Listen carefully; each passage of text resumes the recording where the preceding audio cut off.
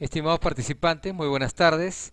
Soy Carlos Mendoza La Rosa y en esta oportunidad estoy encargado del curso Gerencia Pública, ¿no? Y por tal razón trabajaremos el tema Estrategia del Análisis Político, un tema propio, un tema inherente de la ciencia política de gran relevancia hoy en día y que configura también algo que todos debemos conocer, analizar la realidad política en cualquiera de sus niveles, dimensiones y manifestaciones, y también tomar en cuenta que la ciencia política se nutre de la realidad, ¿no? Es un proceso racional para entender los fenómenos políticos sobre la base de un criterio estrictamente académico.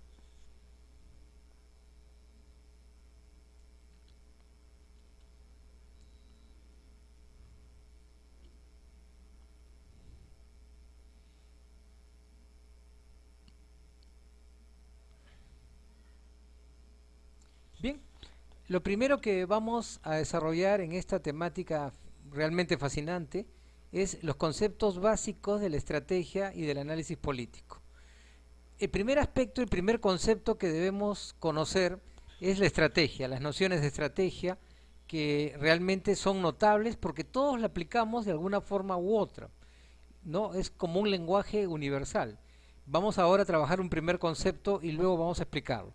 La estrategia proviene del lenguaje militar, donde se entiende como el arte de distribuir y aplicar los medios para cumplir objetivos establecidos. De igual forma, ¿no? Cómo se aplican esos medios es la táctica. La estrategia, si lo vemos desde un punto de vista etimológico, viene de las voces stratos y again, que significa conducir. Es como conducir una nave, conducir un elemento móvil. En este caso es ser un conductor de un cuerpo armado. La estrategia nace en la ciencia militar y se nutre con las batallas y las grandes epopeyas de todos los tiempos, incluyendo el pasado hasta el presente. Entonces la estrategia que nació en el campo militar se fue convirtiendo en una ciencia, se fue autonomizando, tuvo un objeto propio, tuvo un método y se desprendió del mundo militar e ingresó a los demás mundos, al mundo diplomático, al mundo empresarial, a todos los demás escenarios donde el hombre busca objetivos. La estrategia entonces es un arte, es el arte de lograr un objetivo utilizando los medios que te conduzcan al mismo. Un arte que se despliega en conductas, que son las tácticas. Un arte que se proyecta en escenarios, que es la prospectiva. Un arte que tiene una gran vigencia entre todos. Esto se aplica a todas las dimensiones de la vida, hasta la vida familiar, la vida personal, la vida laboral, ¿no? La vida matrimonial y conyugal también, y obviamente la vida empresarial. Entonces, la estrategia tiene esta virtud, se ha ido convirtiendo en una ciencia universal, a pesar que nació solamente en el campo militar, ahora se proyecta a todas las actividades. Hay grandes pensadores de la estrategia como el célebre estratega chino Sun Tzu, Maquiavelo, Felipe II, Clausewitz, von Moltke, que son ya textos o pensadores clásicos de la historia de la estrategia. Ahora, la estrategia política, que es el segundo concepto, tiene como objetivo central definir la propuesta política en otros términos. ¿Qué decir? Este nivel inicial de estrategia tiene como protagonistas principales al propio candidato, sus asesores más cercanos y los cuadros de primera línea de la fuerza política a la que pertenecen. En otras palabras, la estrategia política se orienta también a las campañas electorales cuando hay un candidato, se orienta también a las políticas públicas cuando hay una agenda, es decir, tiene muchas aplicaciones. Entonces aquí vamos a ver ahora, ¿no? ¿Cuáles son las aplicaciones de la estrategia política?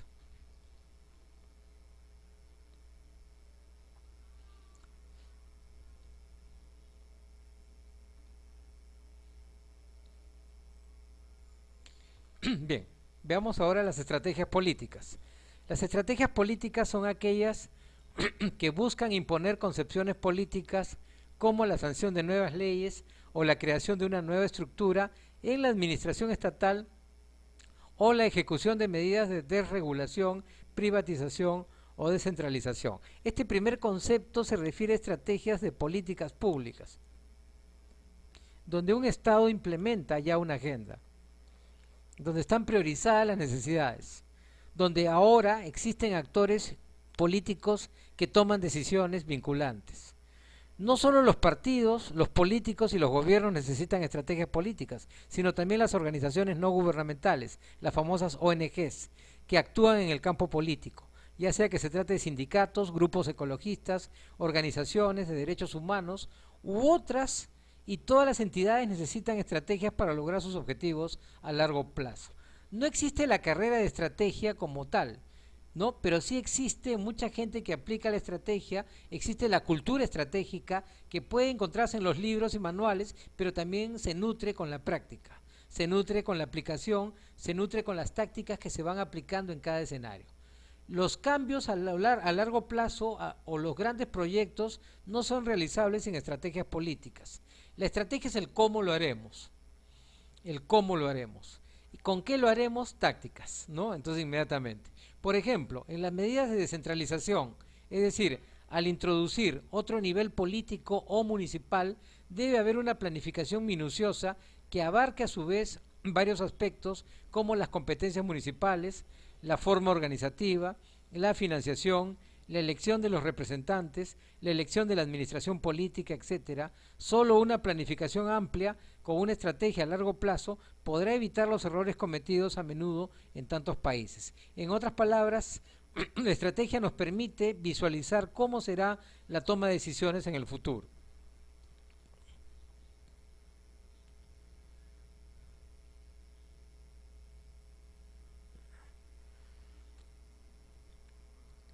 Llegamos a los métodos del planeamiento estratégico, ¿no? Que es un concepto muy difundido hoy en día, el famoso planeamiento estratégico.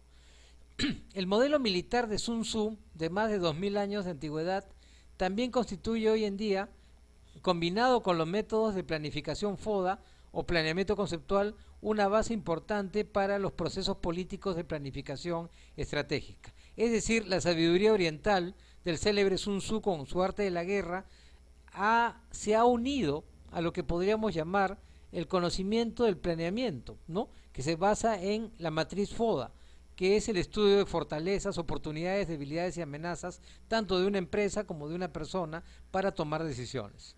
Mientras que, por ejemplo, el FODA se limita principalmente a evaluar situaciones y a formular estrategias, el planeamiento conceptual profundiza en la evaluación de las estrategias y sobre todo en la ejecución y culmina con ayuda de la planificación táctica en los cronogramas y planes de medidas.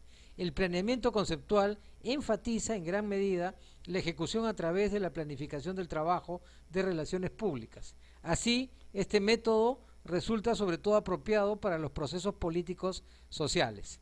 Tal y como sucede con el modelo de Sun Tzu, el planeamiento conceptual valora mucho la evaluación de las estrategias, la ejecución de las mismas y el control estratégico. En otras palabras, ambos modelos al unirse generan un elemento importante para la aplicación de la estrategia a través del planeamiento conceptual. Es decir, una operación que sintetiza las posibilidades de una persona o empresa de poder tomar decisiones y alcanzar objetivos, planificando bien todas las acciones que se van a tomar.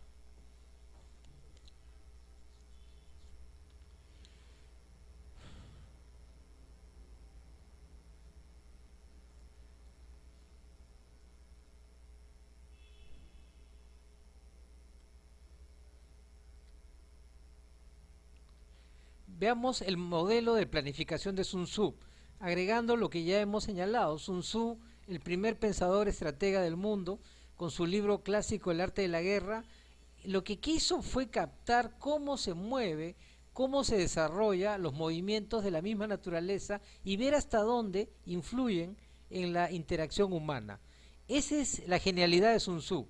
Captó el comportamiento natural de todas las fuerzas que hay en el mundo y lo validó en el mundo humano con todas las interacciones y conflictos y competencias. La competencia es inherente al hombre, pero también es inherente a la naturaleza, razón por la cual empieza a formular una serie de principios extraordinarios acerca de la conducción de los conflictos para poder llegar al éxito, ¿no? No olvidar que él dejó muchas enseñanzas que luego su discípulo Sun Bin las acumuló en un libro llamado El arte de la guerra número 2, que es la continuación de las formulaciones del maestro Sun Tzu. Bien, el primer punto, análisis de la situación. Nadie aplica estrategias si primero no estudia la realidad. Nadie puede hablar de estrategia si no estás en una realidad, y eso implica el análisis de la situación. Ahí tú puedes ver esa realidad, qué actores hay, qué objetivos hay, qué intereses hay, ¿no? Qué oposición a tu proyecto hay. Todo eso es el estudio de la realidad, es un inventario de cosas favorables y de obstáculos. Y justamente por eso se hace el análisis de la situación. Luego viene la formulación de la estrategia. La estrategia es una fórmula dinámica, no es una camisa de fuerza. Tiene que formularse flexiblemente, lista para cambiar de acuerdo a la situación. ¿No? Esa formulación de la estrategia luego tiene que evaluarse qué ocurriría si aplico tal cosa, qué ocurriría si no lo aplico, y no solo eso, en qué momento lo aplico, oportunidad, ¿no? Con qué medios lo aplico, tácticas o logística, como muchos también le llaman. Luego viene la ejecución de la estrategia en el espacio, en el tiempo. Eso implica también una medición importante de las fuerzas que intervienen, y luego viene el control estratégico, ¿no? El control significa lo que yo diseñé, que era mi objetivo, si lo voy logrando o no, si me voy acercando a él o no al haber implementado mi estrategia.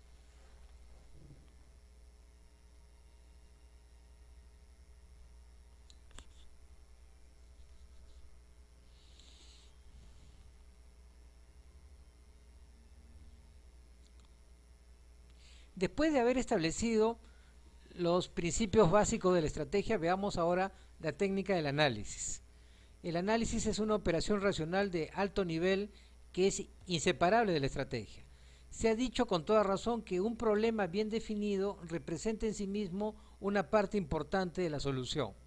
De las diversas formas que podrían existir para definir un problema, es recomendable considerar por lo menos los siguientes puntos.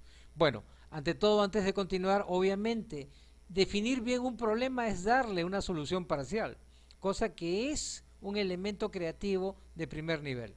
Bien, los puntos son los siguientes. Primero, establecer el contexto en que se ubica un problema, el espacio, el tiempo, la naturaleza del problema, la magnitud, las implicancias del problema, ¿no?